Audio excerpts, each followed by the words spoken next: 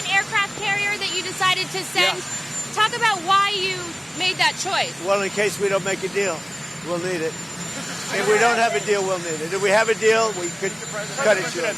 It'll be leaving very soon. We have one out there that just arrived. If we need it, we have it ready. A very big force. Rising tensions between the United States and Iran are once again forcing Americans to confront a familiar and uncomfortable question.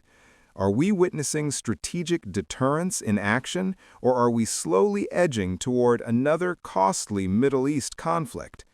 In recent weeks, Washington has expanded its military footprint across the region, deploying advanced fighter aircraft, naval assets, and enhanced surveillance systems, officially described as defensive measures designed to deter aggression.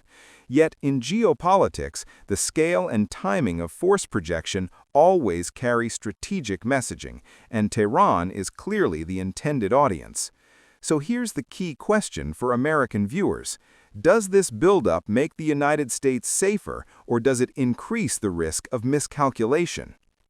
At the center of the tension is Iran's nuclear program, with U.S. intelligence assessments indicating uranium enrichment levels approaching weapons-grade capability, a development that raises alarms not only about regional instability, but also about the credibility of American non-proliferation policy. Because if Iran were to cross that threshold, regional powers could reconsider their own nuclear options, potentially triggering a broader arms race that would demand new U.S. security commitments. Iran maintains that its program is civilian in nature and frames U.S. sanctions and withdrawal from prior agreements as economic warfare, underscoring the deep trust deficit that has stalled diplomatic progress. But beyond the nuclear issue, American policymakers remain concerned about Iran's regional networks in Iraq, Syria, Lebanon, and Yemen, which Washington views as asymmetric leverage capable of threatening U.S. troops and allies, while Tehran describes these relationships as defensive buffers against perceived encirclement by American military bases, a classic security dilemma where each side's defensive posture appears offensive to the other.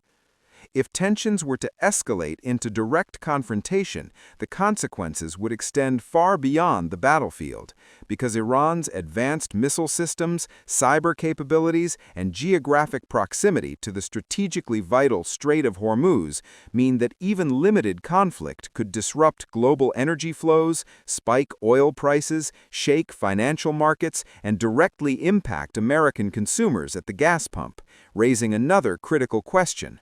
At a time of inflation concerns and domestic political polarization, how much public appetite exists for another prolonged overseas engagement? With elections approaching, foreign policy decisions are increasingly scrutinized through a domestic political lens. Members of Congress debate authorization powers and war fatigue, veterans communities reflect on the long-term costs of prior conflicts, and military families stationed abroad face renewed uncertainty, adding a deeply personal dimension to what might otherwise seem like distant geopolitical maneuvering. Most analysts argue that neither Washington nor Tehran seeks full-scale war, and that current actions represent calibrated signaling intended to strengthen negotiating positions. Yet history reminds us that wars do not always begin with deliberate intent. They can emerge from accidents, proxy clashes, or misinterpreted signals that escalate faster than diplomacy can respond.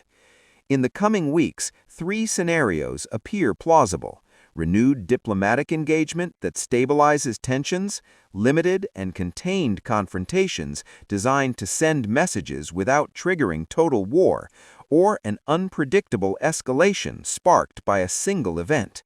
And as both governments attempt to project strength without appearing weak, the margin for error continues to narrow.